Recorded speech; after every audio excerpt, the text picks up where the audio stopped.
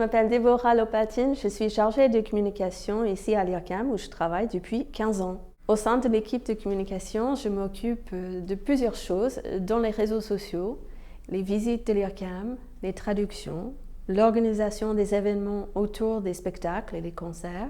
Sur les réseaux sociaux, on valorise les métiers de l'IRCAM. Je peux me glisser en régie d'un spectacle, par exemple, où je vais parler avec les ingé son sur une production en cours. Je peux prendre des photos, je fais des interviews. Je traduis aussi les textes de l'IRCAM pour nos programmes de salle, pour notre site web, pour différents supports de communication. Toute cette partie où je m'occupe des réseaux sociaux, tout ce temps que je passe à parler avec des chercheurs, à faire des interviews, à faire des photos, ça me sert aussi dans cette mission de traduction.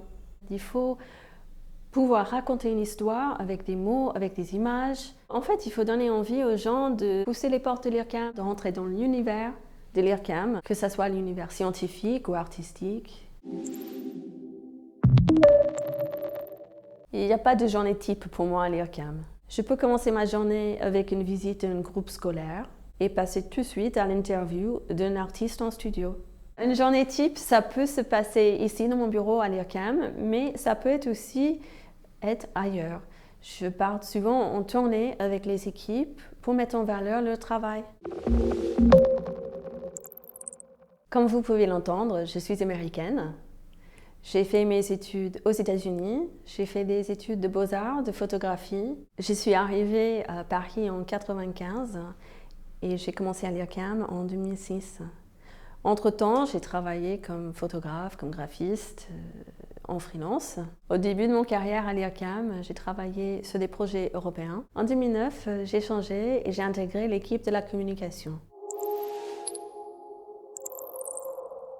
Ce qui m'a le plus marqué ces dernières années, c'était mon déplacement à Taipei en novembre 2019.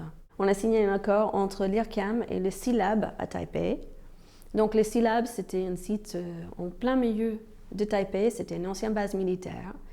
Et l'idée, c'était de créer un espace un peu comme l'IRCAM, où il y avait des chercheurs et des artistes qui pouvaient travailler ensemble. J'ai pu assister au premier festival du Sound Lab, qui est au cœur du SEALAB. Il y avait des concerts des artistes associés avec l'IRCAM et j'ai pu faire plusieurs reportages sur l'équipe de tournage dans cet environnement qui était complètement différent de Paris. J'ai une poste très polyvalente, je fais un peu de tout. J'écris, je prends des photos, je fais des films, des montages. Il faut toujours rester ouvert, il faut toujours poser des questions.